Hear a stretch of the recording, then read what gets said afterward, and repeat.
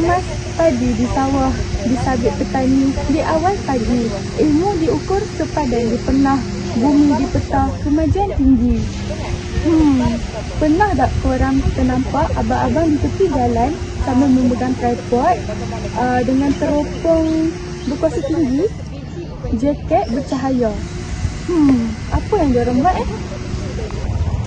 Assalamualaikum warahmatullahi wabarakatuh. Salam sejahtera, salam Malaysia Madani. Nama diberi Putri Nafazrina binti Fazli. Dalam video ini, saya akan menerangkan kerjaya STEM yang berada di tepi jalan je. Tapi, adakah korang tahu betapa hebatnya peranan mereka? Sebelum saya memulakan video ini, adakah korang tahu apa itu STEM? STEM merangkumi kepada Sains, Teknologi, Engineering and Mathematics. 4 gabungan disiplin ini boleh memodernkan masa depan. Jadi pada video kali ini kita akan membincangkan tentang pekerjaan, iaitu land surveyor, atau dalam bahasa Melayunya ialah juruukur tanah. Nak tahu lebih lanjut? Let's break down and see what they actually do. Apakah itu land surveyor? Secara rasminya, land surveyor ialah pakar sains dan teknologi yang bertanggungjawab untuk mengukur, menentukan, memetakan kedudukan geografi serta kontur fizikal permukaan bumi secara tepat. Kerjaya ini sangat ahli budaya kerana ia menggunakan matematik, terutamanya trigonometri, sains fizik, undang-undang hartanah dan sains geospasial. Basically, if anyone wants to build everything on this earth, land surveyor must step in first. Okey, jom kita terus selami topik kita hari ini. Kita akan bincangkan satu profession yang memang sangat kritikal tapi selalu sangat kita terlepas pandang. Cuba tengok lukisan doodle yang comel ni. Comel kan? Tapi mesej sebenar di sebalik gambar ni, sejujurnya, agak menakutkan.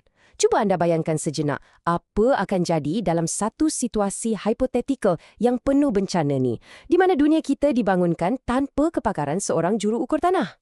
Sebab kalau tak ada juru ukur tanah, bayangkan lebuh raya yang dibina mungkin terkeluar dari laluan. Dan yang lebih menakutkan, bayangkan rumah yang kita beli dengan hasil titik peluh sendiri tu boleh teragih masuk ke dalam kawasan tanah jiran. Serius, anda bangun tidur dan tiba-tiba sedar ruang tamu anda sebenarnya dah makan lot tanah orang lain. Macam mana tu? Memang mimpi ngeri lah. Dan bayangkan kalau projek besar, jambatan dari dua arah bertentangan tak akan bertemu di tengah-tengah, it would be total chaos. Walaupun visual doodle ni nampak comel dan teliti, realitinya tanpa ukuran yang tepat, infrastruktur asas kita akan gagal berfungsi. Kekacauan total akan berlaku di mana-mana sahaja.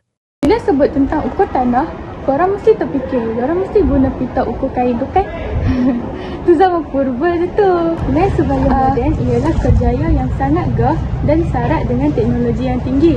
Antara peralatan esensial mereka ialah total station dan GPS berkuasa tinggi. Kegunaannya ialah untuk mengkoordinasi ketepatan mililiter. Yang kedua ialah layer scanning. Mereka menambahkan drone untuk membuat imbasan 3D di permukaan bumi dan membuat peta topografi yang berkualiti tinggi di udara. Kerjaya ini seperti satu warna adventure.